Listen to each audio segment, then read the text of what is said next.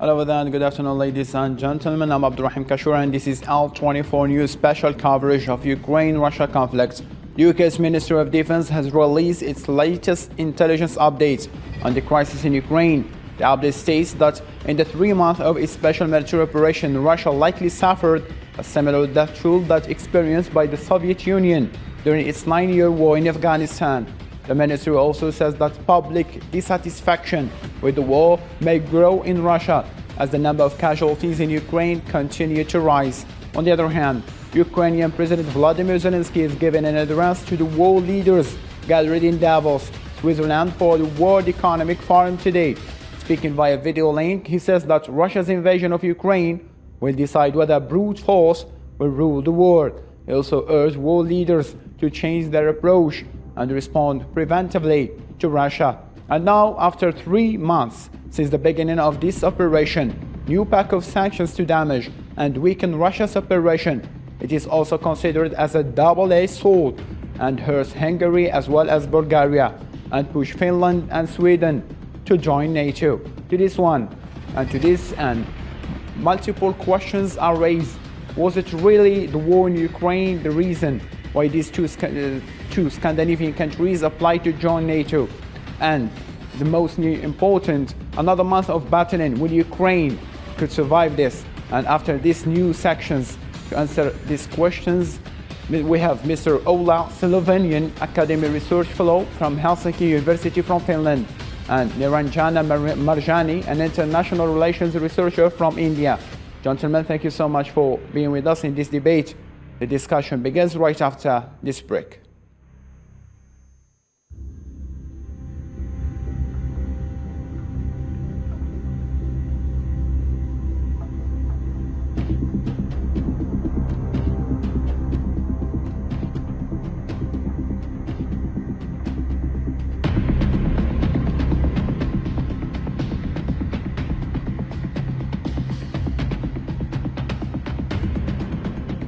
And before we delve into our discussion, Russia continues its military operation mainly in the eastern region of Ukraine. Russian forces shelled the city of Severodonetsk as they left 12 deaths and at least 40 others were wounded. Russia has shown its aim of retaking control of the Kherson region as its forces continue their advancements. Let's follow this report. At least 12 people were killed and 40 wounded in Russian shelling in the eastern Ukrainian city of Severodonetsk, over which Russian troops are trying to close the siege. Governor Sergei Gaidai said on Telegram that the shelling continues as the Russian army started shelling in the morning with heavy artillery. According to him, most of the shots hit residential buildings, and the balance could worsen, given the impossibility of inspecting the bombed areas. The armed forces of Ukraine continue advancing to liberate the Kharkiv region, but in Donbass, the occupiers are trying to exert even more pressure. It's a hell there, and it's not an exaggeration. The brutal and absolutely senseless bombardment of Severodonetsk. The mayor of Severodonetsk, Alexander Steryuk, stated that 15,000 of the 100,000 inhabitants that the city had before the war are still there. Ukrainian authorities stated that the weapon stock that was sent as aid from the west in the city of Severodonetsk has been under strikes. Plumes of smoke were covering the sky of the ruined city that is under the siege of the Russian military troops and pro-Russian separatists. There were 12 killed and dozens wounded in just one day. The bombardment and shelling of other cities, air and missile strikes by the Russian army. All this is not just fighting during the war. Russian strikes on the Kharkiv region, particularly the terrible attack on Desna. The industrial city of Lysychansk constitutes the last stronghold of Ukrainian resistance in the area. Both are located 80 kilometers east of Kramatorsk, which has become the administrative center of Ukrainian Donbass since separatists took over the eastern part of the region in 2014. Mr. Ola, first of all, thank you so much for accepting our invitation. And since you are European, so I'll be starting with you. What is your reading to the updates given so far from the eastern part of Ukraine? And do you think that Russia will continue this operation? I do think that Russia will continue this operation for the time being, as long as it has military striking power to do so. How much it really has capability to advance into Ukraine has been constantly shrinking. They have been degrading their objectives, obviously, and now they are fighting for the city of Severodonetsk, which is nowhere near their original war aims. But they will continue this attack for some time, unfortunately.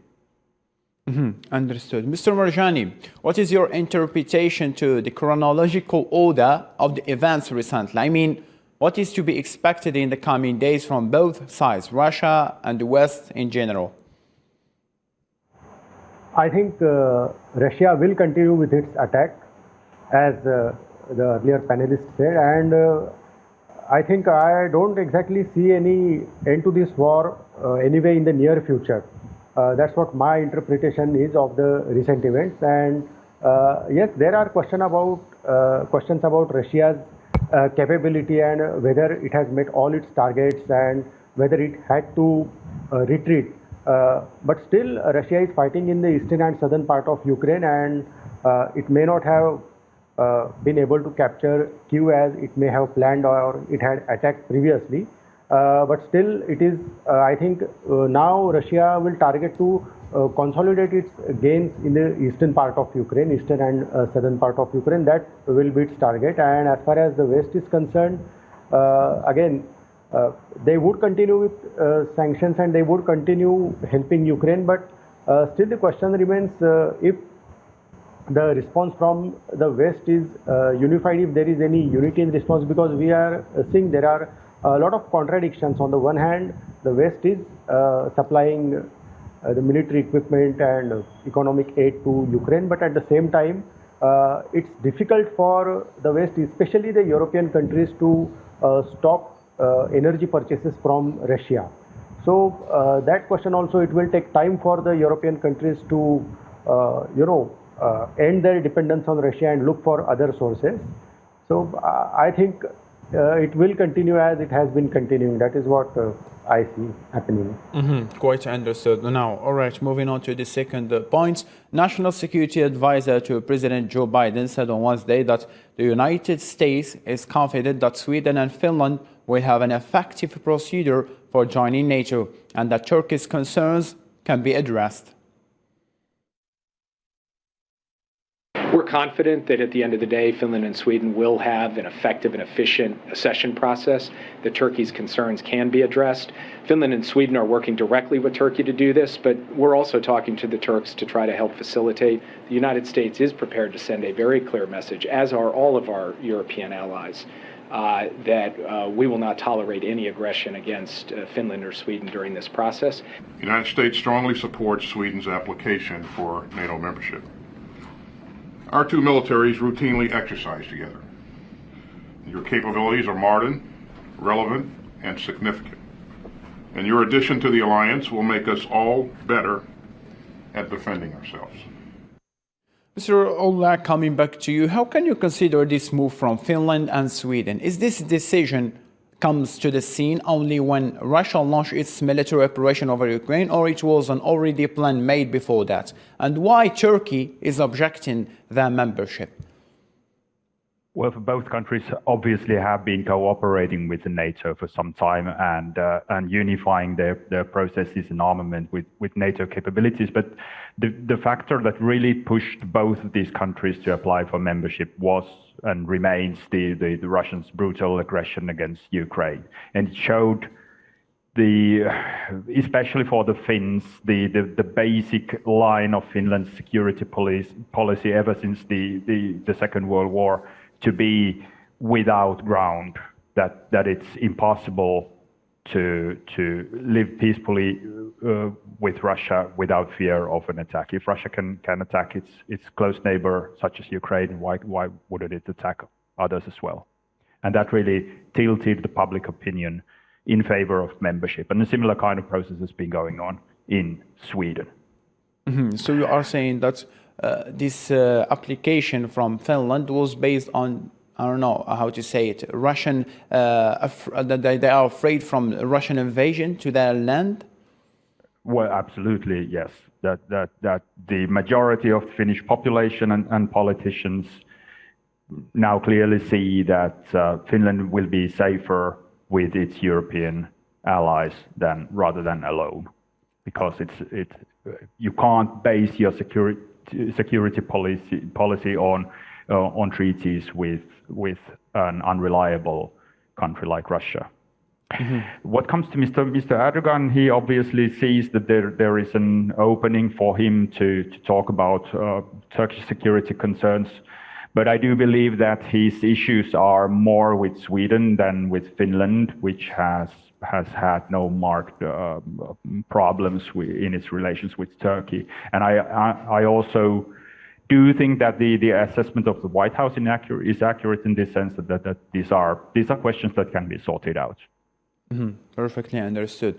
Mr. Marjani, don't you think that there is a sort of two-faced challenge between the NATO leaders? In other words, some of them are trying to escalate the war, such as US, UK, Germany, whom they keep calling all NATO countries to join.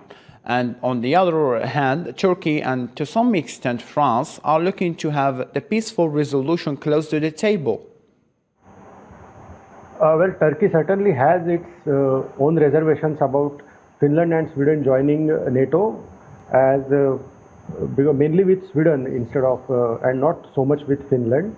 And yes, I do think, and actually, it's got much more to do than just Turkey's own national security. It has also got to do with Turkey's economy, because Turkish economy has not been in good shape for past couple of years. And I think what Erdogan is trying to do is he's trying to leverage Turkey's geopolitical position, its strategic location, so that he could gain from both Western countries as well as from Russia. Because if we consider the events during this war, then Turkey has not imposed sanctions on Russia, despite being a NATO member, and Turkey is the contributor of second largest army to the NATO.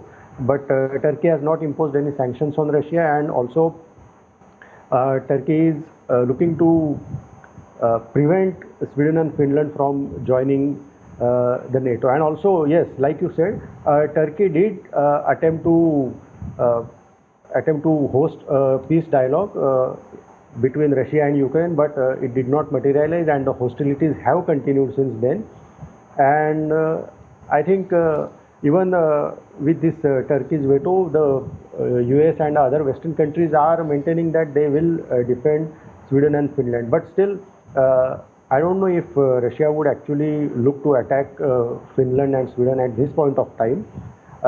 And even after, if they become members of NATO, I don't know if Russia would actually go on to attack, because that would mean it would directly mean a war with the NATO.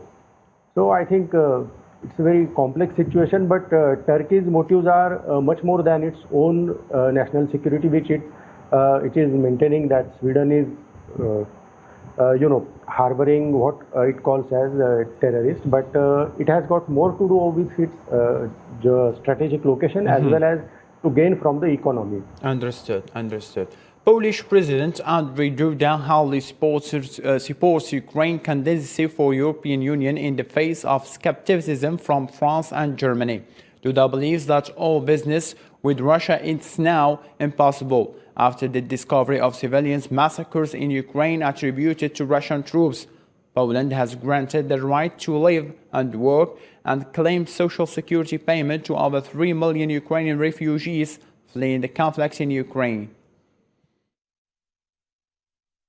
I have no doubt that the great and wealthy European Union will make a gesture, and I deeply believe that European leaders who take such decisions in the European Council will take the only right decision and open the EU to Ukraine.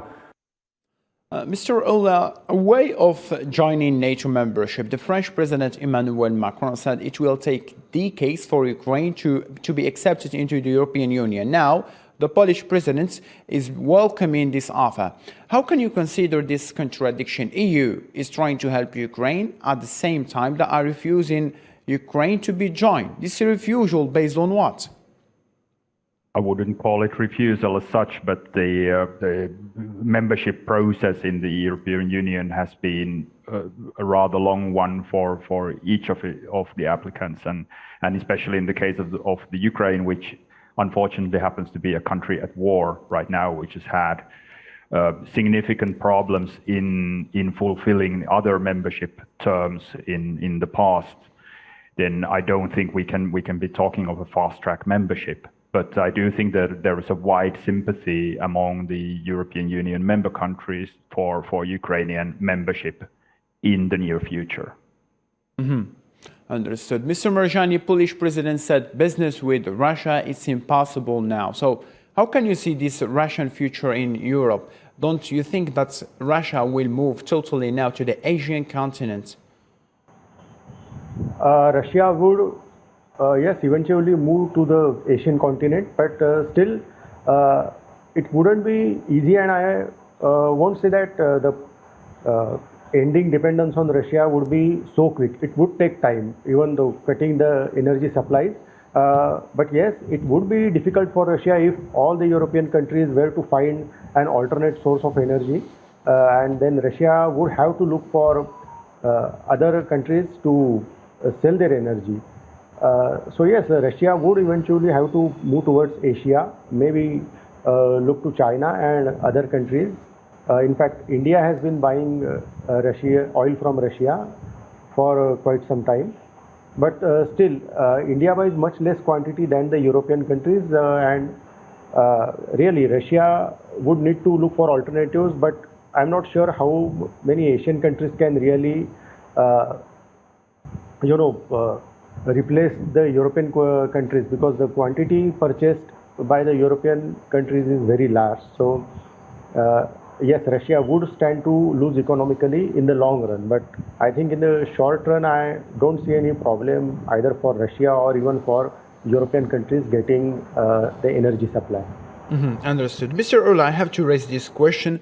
Don't you think that the continuity of provocation from the NATO expansion toward the eastern part of Europe pushed Russia to this military operation? Because before Russia started this operation, they have been throughout diplomacy and meetings to stop this NATO expansion, but rather they continue their provocation. So this is the end. Ukraine has been sacrificed for. No, I don't agree. It is official Russian propaganda line to say that they were pushed to attack, but it's clear that they were not. First of all, there hasn't been any other kind of NATO enlargement other than new member countries joining the NATO, which they clearly have a right to do, whatever Russian objections might be. And the case of Finland and Sweden actually really showed you very clearly that this is merely propaganda from the Russian side, because Ukrainian possible membership somehow, some way in the future, was seen as a sort of trigger point for war. But then Sweden and Finland's real attempt to join the NATO only elicited very meek response from, for example, the Russian foreign minister, who said that it's no big issue. So you can clearly see that it's not about NATO. It is about Ukraine, however, very much. It is said that, not it is said, but it is a scientific fact, and even something that we have seen among 30 years before the Soviet Union has collapsed. There were promises from the US security said that we will not expand through the eastern of Europe, but rather situation has changed with time. Do you agree with that, Mr. Marjani? Well, if we consider the situation 30 years before then, actually the purpose of NATO was to stop Russian expansion, or Soviet expansion as it was called then.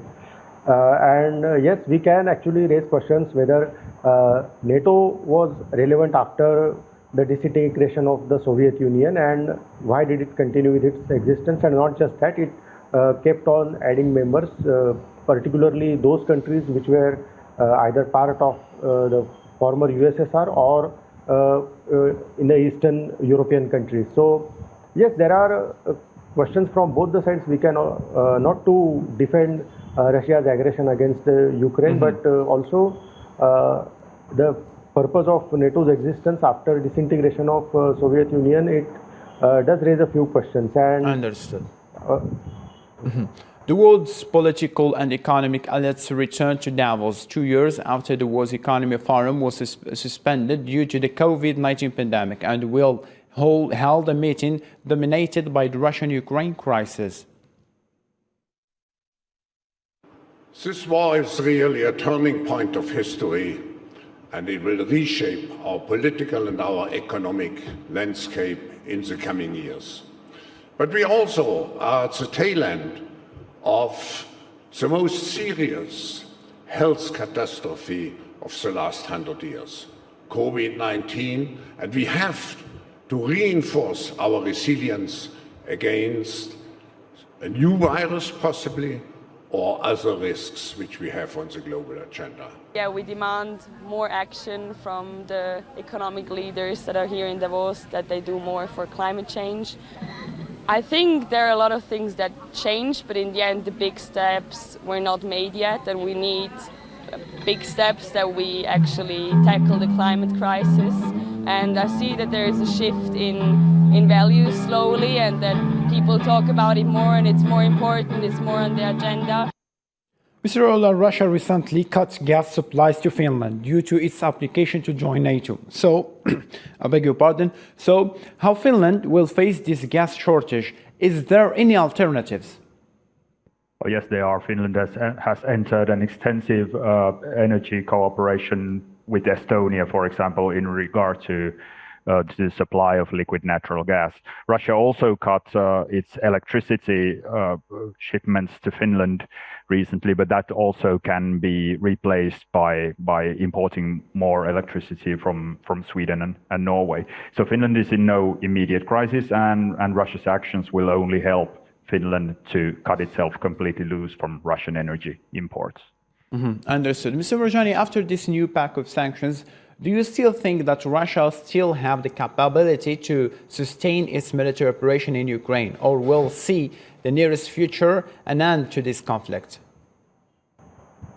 For this conflict to end, I think both the sides will have to reach some sort of compromise, because whether it has the capability or not, I think Russia would continue with its attacks. But if this war really has to end, then I think even the Western countries would need to offer some sort of compromise, some sort of solution or assurance to Russia about, and to assure that Russia's security interests won't be harmed. There needs to be some sort of compromise and assurances from both the sides, and Russia also would need to assure that it won't attack any country, or like it won't invade any sovereign country.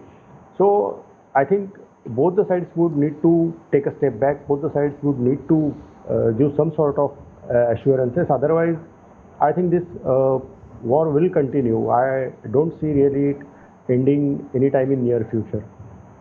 Understood. U.S. President Joe Biden says that the United States would defend Taiwan military if Beijing invaded the self-governing island, as described by the U.S. leader.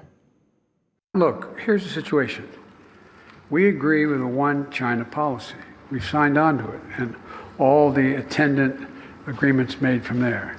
But the idea that it can be taken by force, just taken by force, is just not appropriate. It will dislocate the entire region and be another action similar to what happened in Ukraine. Mr. Ola, don't you think that the recent events, NATO new membership, Russia expelled diplomats, a new wave of sanctions, some countries refused this new set of sanctions, US now wants China, will only lead to escalating the war, and Ukraine now is being sacrificed so far as long as this operation continue? Well, there is certainly a risk of escalation, that much is true, but I do think that the Western European resolve to help Ukraine defend itself is only hardening. This is a war in which Russia needs to be defeated, and I do believe that that realization has hit home across Europe and in the United States. And I do think the Western governments are prepared to see that this outcome will come out, even though, of course, the risk of escalation cannot be denied. But it's also, on the other hand, it is becoming obvious that Russian military capabilities are not what they have been advertised to be. And so for Russia is eminently defeatable on the battlefield. Thank you so much, Mr. Ola, for joining us in this debate. In the same context, previously I have talked to Mr. Hussein Askari, who is a member of the Belt and Road Initiative. He told me that the sanctions imposed on Russia is a suicidal policy that will harm European countries more than Russia itself. Do you agree with that, Mr. Marjani? I think so, yes. The sanctions would hurt both. I mean, they also hurt European countries, and yes, they would hurt Russia as well. And I'm sorry, what was your question earlier? This sanctions policy is a suicidal policy that hurts not only Russia, but rather all European countries. Yes, it does hurt because Russia cut the energy supply to the countries that were not ready to make payments in ruble. So they will have to look for alternate energy sources, or they would have to suffer energy crisis. And we must remember Europe is just coming out of an energy crisis about 1 year back. So any sanctions that European countries or Western countries impose on Russia, they are likely to hurt both the parties, not just Russia. Because, and we have seen one thing, despite all these sanctions all the time, Russia has continued with the attack, and the reason is why these sanctions are not working is that the European countries are continuing with purchase of oil and gas from Russia, and thereby somehow indirectly funding Russia, I mean giving economic assistance to Russia. So they are playing both the sides. If we consider this situation, they are sending military equipment and economic aid to Ukraine, but at the same time, when they make payments to Russia for the oil purchases, they are also economically indirectly helping Russia. So that's the reason these sanctions are not working. Only when Russia completely stops oil supplies to the European countries, and also if European countries stop making payments, then we see the impact affecting both the sides, Russia as well as the European countries. Mr. Ola from Finland, Mr. Marjani from India, thank you so much for joining us in this debate. Really appreciate your presence. And with this, ladies and gentlemen, we reach the end of our special coverage for today. Thank you so much for being with us on L24 News. Take care of yourself. Bye-bye.